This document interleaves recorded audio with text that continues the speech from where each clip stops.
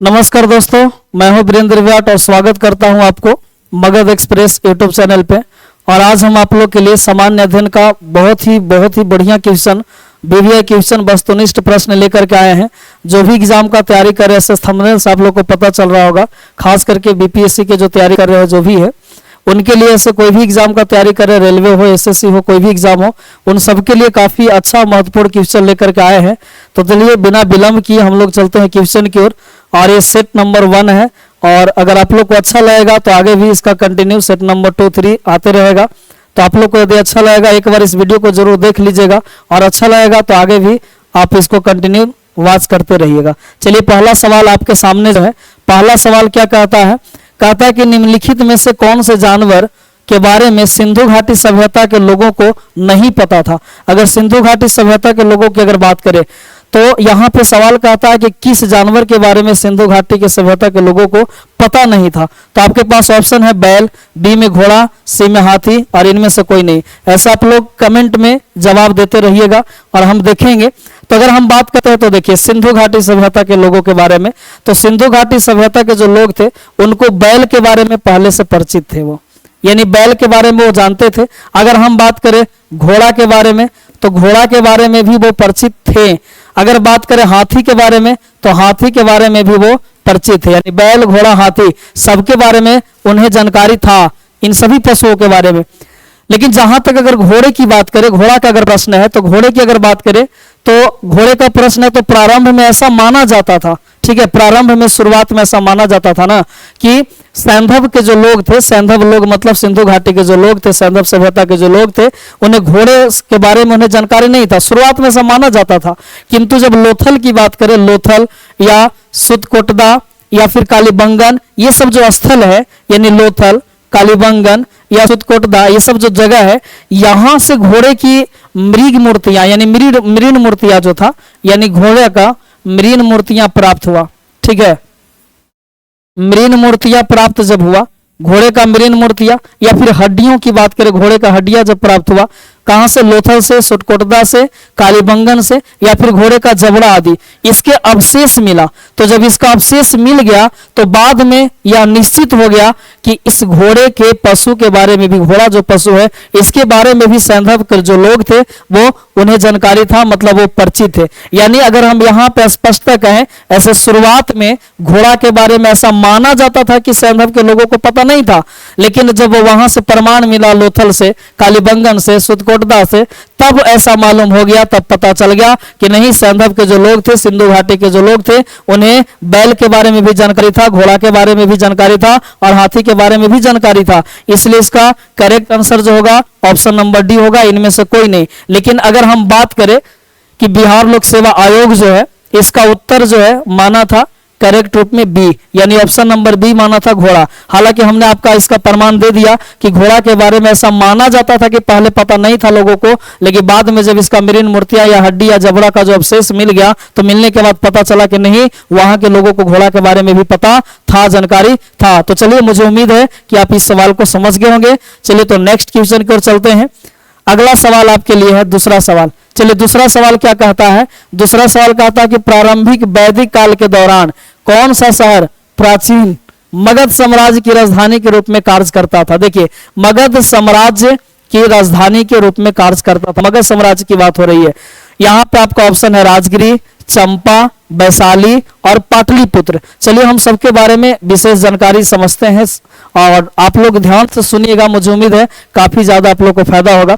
अगर प्रारंभिक वैदिक काल की अगर बात करें ना, तो प्रारंभिक वैदिक काल के दौरान राजगिरी का नाम आपने सुना होगा, जिसको राजगिरी, ठीक है, राजगिरी जो था इसी को हम लोग कहते थे गिरिव्रज। क्या बोलते थे, गिरिव्रज कहते थे, ठीक है, गिरिव्रज, यानी राजगिरी कह दीजिए या गिरिव्रज कह दीजिए। तो राजगिरी और गिरिव्रज ये जो शहर जो है प्राचीन मगध साम्राज्य की राजधानी के रूप में कार्य करता था। यानी प्राचीन मगध की बात करें तो प्राचीन मगध की राजधानी यही था, राजगिरी, यानी जिसको राजगिर के नाम से आज हम लोग जानते हैं। तो राजगिरी या गिरिव्रज यही राजधानी था, ठीक है। प्रारंभिक में वैदिक काल के दौरान राजगिरी राजधानी था, प्राचीन मगध साम्राज्य की राजधानी रह चुका है। अगर मगध साम्राज्य में अगर हम बात करें तो मगध साम्राज्य की अगर बात करें तो वह आधुनिक रूप में पटना, ठीक है, और गया, पटना, गया। अगर मगध साम्राज्य की बात करें तो आधुनिक पटना, गया, और एक है आपने नाम सुना होगा शाहाबाद, ठीक है, शाहाबाद। तो पटना, गया, शाहाबाद, ये जो है इसका कुछ हिस्सा पड़ता था मगध साम्राज्य में। अगर बिंबिसार की बात करें, आपने नाम सुना होगा बिंबिसार, जिसने 544 ईसा पूर्व से, ध्यान दीजिएगा, बिंबिसार। देखिए बिंबिसार जो है 544 ईसा पूर्व से, 544 ईसा पूर्व से 492 ईसा पूर्व, ठीक है, 492 ईसा पूर्व। ये कौन? बिंबिसार की बात करें तो बिंबिसार जो है 544 ईसा पूर्व से 492 ईसा पूर्व तक शासन किया था। और अगर बात करें एक और है अजात शत्रु, इसका भी आपने नाम सुना होगा, अजात शत्रु। अगर इसकी बात करें अजात शत्रु का, तो अजात शत्रु जो था 492 ईसा पूर्व से 460 ईसा पूर्व, 492 से 460 ईसा पूर्व, ठीक है, ईसा पूर्व। अगर हम बात करें अजात शत्रु, तो ये बिंबिसार और अजात शत्रु के समय, अगर इसकी राजधानी की बात करें, ठीक है, किसका? मगध का। तो मगध साम्राज्य की अगर हम राजधानी की बात करें तो बिंबिसार के समय और अजात शत्रु के समय इसका जो राजधानी है राजगिर या राजगिर जो बोलते हैं वही था, ठीक है।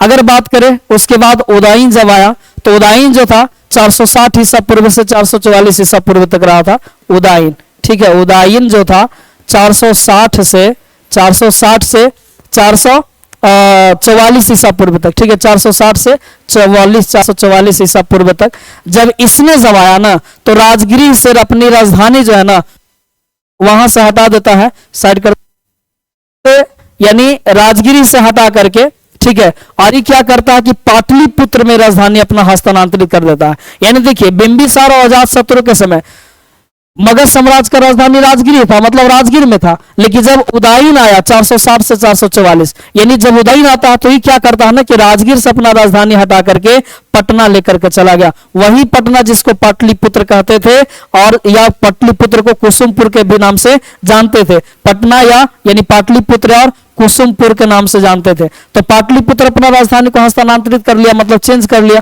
अगर ओकर बाद उसके बाद करें अगर शिशुनाग वंश, तो शिशुनाग वंश के शिशुनाग जो था एक सम्राट था जो 412 ईसा पूर्व से 412 ईसा पूर्व से 394 ईसा पूर्व, इसने क्या करता है कि पाटलिपुत्र से पुनः राजधानी हस्तांतरित करके, देखिए पटना से कौन, जब आगे आता है शिशुनाग, यानी शिशुनाग की बात करते हैं, तो शिशुनाग जो था ना शिशुनाग, तो शिशुनाग क्या करता है कि पाटलिपुत्र यानी कुसुमपुर से अपना राजधानी हटा लेता है और ई लेकर के चला जाता है कहां? वैशाली में, ठीक है। कहां लेकर के चला जाता है? वैशाली। ये मगध की बात कर रहा हूं मैं कि मगध जो है जब बिंबिसार था और अजातशत्रु था तो अपने समय में मगध का राजधानी राजगिर रखा हुआ था। उसके बाद जब उदाईन आया तो उदाईन जो है ये क्या करता है कि मगध का जो राजधानी था राजगिर में, वहां से हस्तांतरित कर लिया, चेंज कर लिया और ये लेकर के चला गया कहां?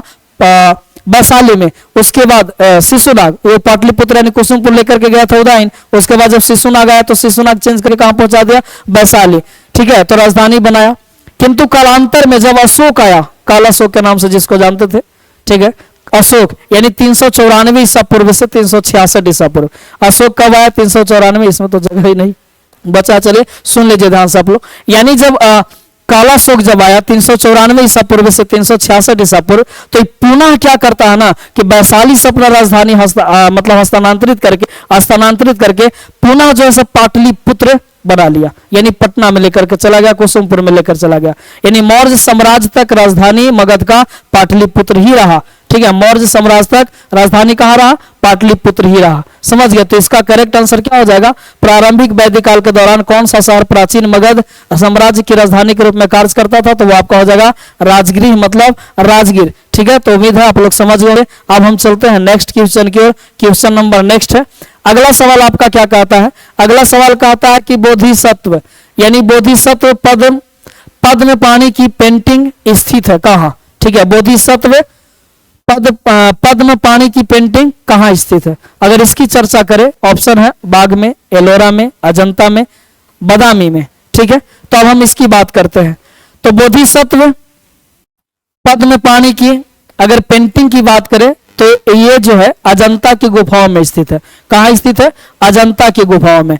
तो अजंता की गुफाओं में स्थित है। अगर संस्कृत में हम बात करें पद में पानी का, तो पद में पानी का जो शाब्दिक जो अर्थ होता है ना, ठीक है, पद में पानी का शाब्दिक जो अर्थ होता है, शाब्दिक जो अर्थ होता है, शाब्दिक अर्थ, तो पद में पानी का शाब्दिक अर्थ की अगर बात करें तो इसका मतलब होता है कमल धारण करने वाला, ठीक है, कमल धारण करने वाला, कमल धारण करने वाला, ठीक है, धारण करने वाला। तो देखिए अगर पद में पानी की बात करें, पद में पानी की बात करें तो इसका शाब्दिक अर्थ हो गया कमल धारण करने वाला, संस्कृत का शब्द है। तो ये जो है बोधिसत्व पद में पानी की पेंटिंग जो है अजंता की गुफा में स्थित था। अगर हम बादामी गुफा की बात करें, कौन सा गुफा की, अगर बादामी गुफा की बात करें तो बादामी गुफा जो था, बादामी गुफा मंदिर कर्नाटक के उत्तरी भाग में, ठीक है, कर्नाटक के उत्तरी भाग में बागलकोट जिले में स्थित हिंदू और जैन गुफा मंदिरों के लिए प्रसिद्ध होता है। यानी बादामी की जो गुफा है हिंदू और जैन गुफा मंदिर के लिए प्रसिद्ध है। अगर हम बात करें एलोरा की गुफाओं का, किसका, एलोरा की गुफा की अगर बात करें तो एलोरा की अगर गुफा की बात करते हैं तो एलोरा जो है ये दुनिया के सबसे बड़े रॉक कट हिंदू मंदिर गुफा परिसरों में से एक है। यानी यहाँ दुनिया के सबसे बड़े रॉक कट हिंदू मंदिर उसको एलोरा की गुफाओं में माना जाता है। यानी वो इन सभी परिसरों में एक है। अगर जिसमें हम बात करें तो 600 से लगभग 1000 की कलाकृतियां उसमें, 1000 ईस्वी की कलाकृतियां उसमें स्थित है, ठीक है। तो चलिए इसका करेक्ट जो आंसर हो जाएगा आपका क्या हो जाएगा, अजंता की गुफा, है ना, अजंता की गुफा। चलिए अब नेक्स्ट क्वेश्चन की ओर चलते हैं, सवाल नंबर नेक्स्ट। अगला क्वेश्चन क्या है, देखिए बहुत ही प्यारा सा क्वेश्चन है। भारतीय कला में स्तूप, चैत्य और विहार का निर्माण निम्न में से किससे संबंधित है, ठीक है। भारतीय कला में स्तूप, चैत्य और विहार का निर्माण निम्न में से किससे संबंधित है। तो चलिए आपके पास ऑप्शन है ताजीविक संप्रदाय, वैष्णव संप्रदाय, बौद्ध संप्रदाय यानी बौद्ध धर्म और शैव संप्रदाय। तो चलिए इसका अगर हम बात करते हैं, ध्यान दीजिएगा, तो भारतीय कला में स्तूप, चैत्य और विहार का निर्माण अगर बात करें तो ये जो है ना, जैसे ही आपका स्तूप की बात आ जाए, भारतीय कला में स्तूप या फिर चैत्य यानी, और अगर बात करें विहार का तो ये जो है बौद्ध धर्म से संबंधित है। किससे संबंधित है, बौद्ध धर्म से संबंधित है, ठीक है। अगर बात करते हैं बौद्ध धर्म की धार्मिक वास्तुकला भारतीय उपमहाद्वीप में विकसित हुई थी, ठीक है। भारतीय यानी बौद्ध धर्म की धार्मिक जो वास्तुकला जो है वो भारतीय उपमहाद्वीप में विकसित हुई थी।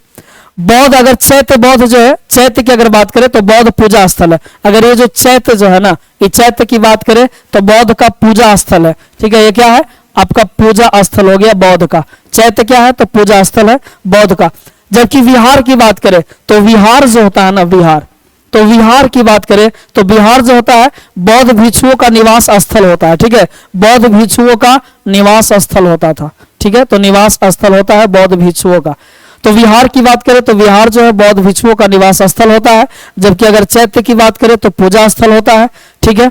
तो अब हम बात करते हैं कि स्तूपों के निर्माण का अगर उद्देश्य की अगर बात करें तो गौतम बुद्ध के पवित्र अवशेषों की पूजा व सुरक्षा का था। यानी स्तूप का निर्माण करके, इसका निर्माण करने का उद्देश्य यही था कि गौतम बुद्ध का जो भी पवित्र जो यानी उनका जो अवशेष जो था पूजा और उसका मतलब सुरक्षा करना था, ठीक है। तो आपका जो करेक्ट जो इसका आंसर हो गया, यानी भारतीय कला में स्तूप, चैत्य, विहार का निर्माण की अगर बात करें तो किससे संबंधित है, बौद्ध धर्म से संबंधित है, ऑप्शन नंबर सी। चलिए अब हम नेक्स्ट क्वेश्चन की ओर चलते हैं। अगला सवाल आपके पास आता है, देखिए प्यारा सा क्वेश्चन है, मुझे उम्मीद है कि आप इसका जवाब आसानी से देंगे। सवाल कहता है कि मगध एवं अंग के मैदान निम्न में से किसके हिस्से में है, ठीक है। मगध एवं अंग, मगध एवं अंग के जो मैदान है निम्न में से किसके हिस्से से है, ठीक है। तो अगर इसकी अगर हम बात करते हैं, आपके पास ऑप्शन है ऊपरी गंगा का मैदान, मध्य गंगा का मैदान, निम्न गंगा का मैदान, इनमें से कोई नहीं, ठीक है।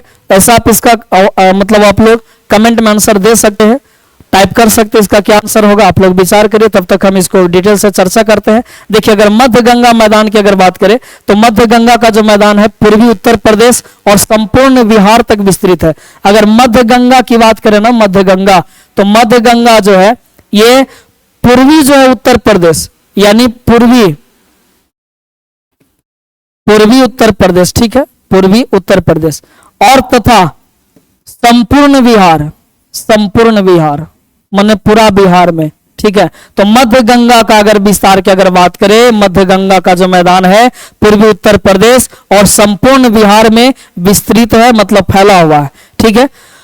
और अंग महाजन पद का क्षेत्र की अगर बात करें तो अंग महाजन पद जो है, अंग महाजन पद की अगर बात करें तो इसके अगर क्षेत्र की बात करें, ठीक है, तो वर्तमान भागलपुर तथा मुंगेर जिला में स्थित है। अंग महाजन पद का जो वर्तमान जो क्षेत्र है वो भागलपुर और मुंगेर जो वर्तमान में है वहां तक स्थित था। अगर मगध महाजन पद की बात करें, मगध का अगर बात करें तो वर्तमान जो आज जो है पटना, गया तथा शाहाबाद, हमने पहले भी चर्चा किया। तो मगध महाजन पद जो है वर्तमान पटना, गया तथा शाहाबाद में स्थित था, जो मध्य गंगा के मैदान में स्थित है। चूंकि हमने पहले ही बताया कि मध्य गंगा संपूर्ण बिहार में विस्तृत है और पूर्वी उत्तर प्रदेश में विस्तृत है।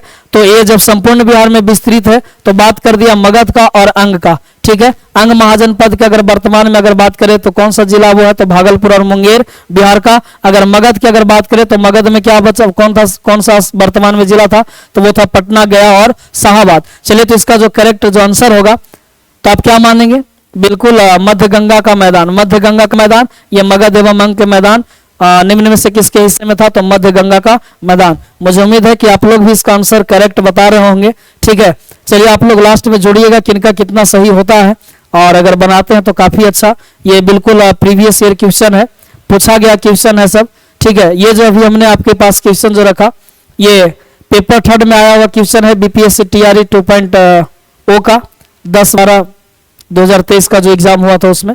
अब अगले सवाल की अगर बात करते हैं, नेक्स्ट जो क्वेश्चन की अगर बात करते हैं तो क्वेश्चन नंबर नेक्स्ट आपके पास है, ये है कौटिल्य। देखिए यहाँ पे टाइपिंग मिस मतलब हो गया, मिस्टेक हो गया है। तो कौटिल्य जो है कौटिल्य की अगर बात करें तो कौटिल्य किस, ये क्या टाइप हो गया है, कौटिल्य जो है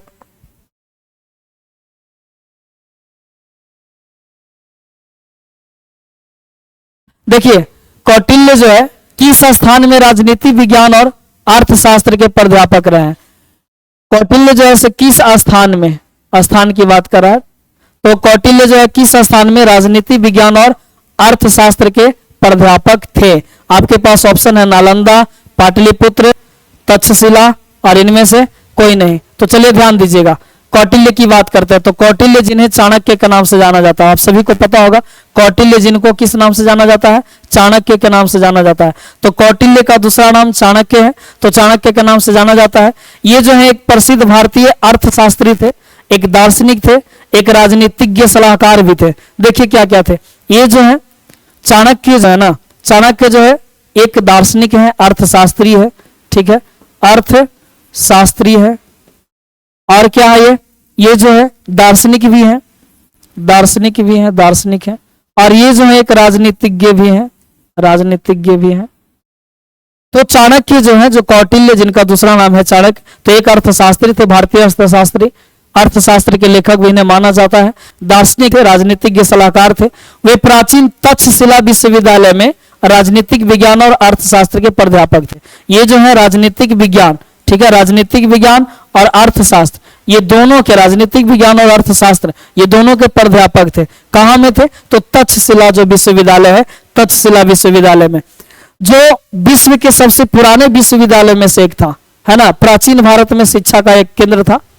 यानी तक्षशिला विश्वविद्यालय की अगर बात करते हैं, तक्षशिला विश्वविद्यालय की बात करें तो तक्षशिला जो विश्वविद्यालय था ये विश्व के सबसे पुराने विश्वविद्यालयों में से एक था।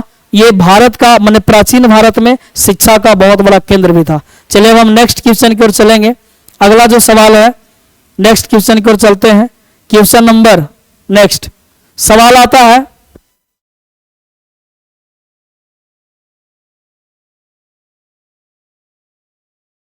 अगला सवाल की अगर बात करें तो नेक्स्ट सवाल है, निम्न कथनों पर विचार कीजिए। देखिए आपके पास 2 कथन दिया हुआ है और इस कथन पे विचार करना है, ठीक है।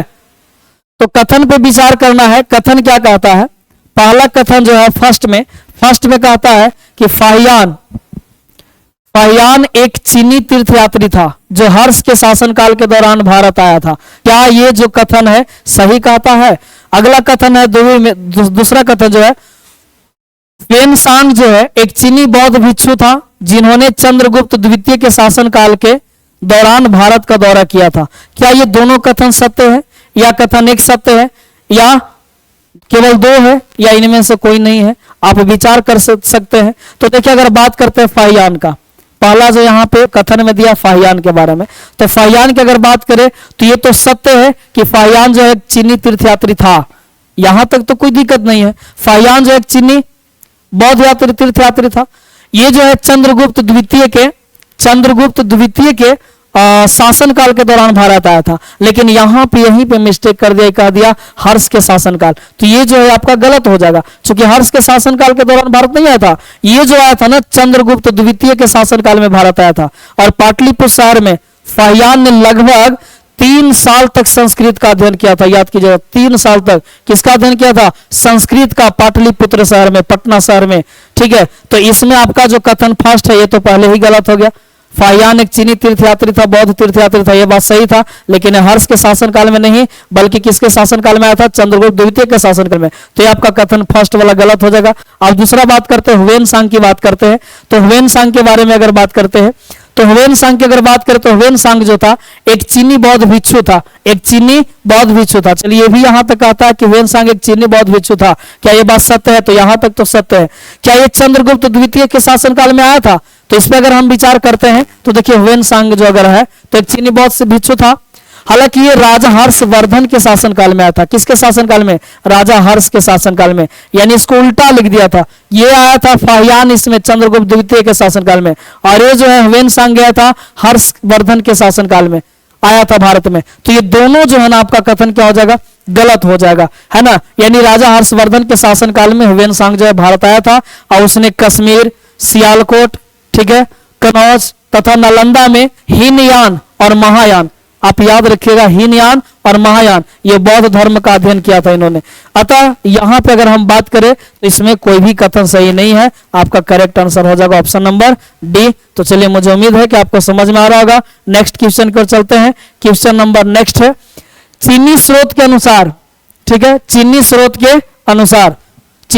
के अनुसार श्रीलंका के शासक मेघवर्मन ने गया में बौद्ध मंदिर बनाने की अनुमति के लिए निम्न में से किस गुप्त राजा के पास एक मिशनरी भेजा था? देखिए, ये गया में बौद्ध मंदिर बनाने के लिए चीनी स्रोत के अनुसार अगर हम बात करते हैं, चीनी स्रोत के अनुसार तो श्रीलंका के शासक था मेघवर्मन। कहां का शासक था? श्रीलंका का मेघवर्मन। तो इसने गया में, गया जो जिला है आज गया जी के नाम से जाना जा रहा है, गया जो पहले था आज गया जी, इसका नाम बदल दिया गया है। तो गया जी में यानी बौद्ध मंदिर बनाने की अनुमति के लिए निम्न में से किस गुप्त राजा के पास एक मिशनरी भेजा था? चंद्रगुप्त प्रथम, समुद्रगुप्त या चंद्रगुप्त, या फिर इनमें से कोई नहीं? तो देखिए, चीनी स्रोत के अनुसार अगर बात करें तो श्रीलंका के जो राजा था मेघवर्मन, यानी जिसको मेघवर्ण के नाम से भी जानते थे, मेघवर्ण भी इन्हें कहा जाता था, मेघवर्मन कह दीजिए या फिर मेघवर्ण कह दीजिए। तो मेघवर्ण जो थे ये गया में बौद्ध मंदिर बनाने की अनुमति के लिए ये गुप्त शासक, जिनका नाम था समुद्रगुप्त, नाम सुने होंगे आप लोग, गुप्त शासक समुद्रगुप्त, ठीक है। तो समुद्रगुप्त जो थे, तो समुद्रगुप्त के पास एक मिशनरी भेजा था इन्होंने। तो इसके लिए आपका करेक्ट आंसर क्या हो जाएगा? Samudragupta, option number B, option number B. चलिए, तो अब नेक्स्ट क्वेश्चन को चलते हैं, अगला सवाल देखते हैं। नेक्स्ट क्वेश्चन, अगला सवाल है कि प्राचीन, ठीक है, प्राचीन भारतीय धातु कर्म का आश्चर्य लौह स्तंभ स्थित है कहां? पुणे में, दिल्ली में, लखनऊ में, इनमें से कोई नहीं। प्राचीन भारतीय धातु कर्म का आश्चर्य लौह स्तंभ स्थित है कहां में? चलिए, तो अगर इसकी हम बात करते हैं तो प्राचीन भारतीय धातु कर्म का जो है आश्चर्य लौह स्तंभ जो है दिल्ली के हिरौली में स्थित है। यानी इसका जो है कहा गया, हाँ, दिल्ली में मतलब स्थित है। तो दिल्ली में स्थित है, और इसका जो निर्माण जो है संभवतः चंद्रगुप्त विक्रमादित्य ने करवाया था, ठीक है। प्राचीन भारतीय धातु कर्म का जो आश्चर्य जो लौह स्तंभ जो है ना, लौह स्तंभ जो है, लौह स्तंभ ये जो है दिल्ली में स्थित है। कहां स्थित है? दिल्ली में। तो ये दिल्ली में स्थित है। अगर इसका निर्माण की बात करें तो इसका जो निर्माण करवाए थे संभवतः चंद्रगुप्त विक्रमादित्य ने, ठीक है, चंद्रगुप्त विक्रमादित्य ने इसका निर्माण करवाया था, विक्रमादित्य, ठीक है, चंद्रगुप्त विक्रमादित्य ने इसका निर्माण उन्होंने करवाया था। गुप्त काल में लौह निर्मित इस स्तंभ में आज तक जंग नहीं लगा। ये मतलब सोचने वाली बात है कि गुप्त काल में इसका निर्माण हुआ था, गुप्त काल में, चंद्रगुप्त के काल में चंद्रगुप्त विक्रमादित्य ने इसका निर्माण करवाया था लौह स्तंभ का। तो लौह स्तंभ कहां है? तो दिल्ली में है। आश्चर्य लौह स्तंभ है। आश्चर्य का मतलब सोचने वाली बात है कि लौह स्तंभ है फिर भी आज तक इसमें जंग नहीं लगा, जो उसके उत्कृष्ट निर्माण कार्य को प्रदर्शित कर रहा। सोचिए कितना अच्छा काम किया था कि इसमें अभी तक जंग नहीं लगा, जो कि लौह स्तंभ है। यानी इसका यानी करेक्ट मतलब अगर बात करें, सवाल यही था कि प्राचीन भारतीय धातु कर्म, यानी डायरेक्ट आप बात करें आपसे तो कहा जा रहा है कि लौह स्तंभ कहाँ स्थित है, तो लौह स्तंभ जो है दिल्ली में स्थित है। कहाँ में स्थित है? दिल्ली में स्थित है, ठीक है। और इसका निर्माण कौन करवाए थे? चंद्रगुप्त विक्रमादित्य, यानी चंद्रगुप्त के गुप्त काल में, ठीक है। और गुप्त काल में इसका निर्माण हुआ था, लेकिन फिर भी आज तक इसमें जंग नहीं लगा। सोचिए कितना अच्छा काम किया गया होगा। चलिए अब नेक्स्ट क्वेश्चन की ओर चलते हैं, अगला सवाल। तो अगला सवाल जो है, खीर भवानी मेला आयोजित किया जाता है कहाँ? खीर भवानी मेला की अगर बात करें तो आयोजित किया जाता है पंजाब में, राजस्थान में, जम्मू कश्मीर में, इनमें से कोई नहीं, ठीक है। तो खीर भवानी मेला की बात करते हैं। तो खीर भवानी मेला की अगर बात करें तो खीर भवानी मेला प्रतिवर्ष, ज्येष्ठ का नाम सुने होंगे, जेठ आषाढ़ से हम लोग जो काउंटिंग करते हैं, हिंदी का महीना जो है चैत्र वैशाख ज्येष्ठ, तो यानी जेठ जकरा बोलचाल की भाषा में बोलते हैं हम लोग। तो जेठ के अष्टमी को, यानी अष्टमी जो होता है 8वीं तारीख को, जम्मू कश्मीर में मनाया जाता है, ठीक है। खीर भवानी मेला ये कहाँ मनाया जाता है? जम्मू कश्मीर में, अष्टमी को। कब मनाया जाता है? अष्टमी को। यह जो है कश्मीरी हिंदुओं के सबसे प्रमुख धार्मिक उत्सवों में से एक है। यानी ये जो है खीर भवानी मेला, ये कश्मीरी हिंदुओं का सबसे बड़ा पर्व माना जाता है, सबसे प्रमुख धार्मिक उत्सव माना जाता है। जम्मू कश्मीर के प्रमुख मेले जो है, जैसे झीरी मेला, पुरमंडल मेला, या फिर अगर हम बात करें चैत्र चौदस, या कहें बहु मेला, या कहें लोहड़ी जैसे प्रमुख मेला व त्योहार है। यानी जम्मू कश्मीर की अगर बात करें तो झीरी मेला, पुरमंडल मेला, चैत्र चौदस, या फिर बहु मेला, या लोहड़ी मेला, यानी लोहड़ी जो पर्व है, ये मुख्य रूप से कश्मीर में, जम्मू कश्मीर में मनाए जाते हैं, ठीक है। तो हम जो है आप लोग से उम्मीद है कि ये क्वेश्चन आप लोग को समझ में बिल्कुल आया होगा। और अब आप लोग जो है बताइएगा, आज थोड़ा सा हम कम ही क्वेश्चन का, चूंकि ज्यादा समय हो चुका है, अगर आप लोग को बेहतर लगता है तो इस चैनल को सब्सक्राइब कर लीजिएगा, ठीक है। मगध एक्सप्रेस चैनल को आप लोग सब्सक्राइब कर लीजिएगा, और जितना हो सके आप लोग सपोर्ट कीजिए, ताकि हम इस पे कंटिन्यू लगातार बेहतर तरीके से आप लोग के साथ मतलब क्लास लेकर आए आप लोग के पास। और अगर अच्छा लगता है तो इस सेशन को शेयर कीजिएगा, कमेंट में जरूर लिखिएगा। अगर आप लोग को बेहतर लगेगा तो ये कंटिन्यू होते रहेगा, ठीक है। और इस अभी क्लास शुरुआत था, इसलिए हमने पार्ट 1 था, ये क्लास 1 था, इसलिए 10 क्वेश्चन को ही हमने आप लोग के साथ वर्णन किया है, इसका विश्लेषण किया है। अगर आप लोग को अच्छा लगेगा तो बहुत सारा क्वेश्चन हम लेकर के आएंगे और कंटिन्यू क्लास चलते रहेगा, इसलिए आप लोग जो है ये चैनल को सब्सक्राइब जरूर कर लीजिएगा, ठीक है। तो चलिए धन्यवाद, फिर मिलते हैं अगले क्लास में, बिल्कुल धन्यवाद।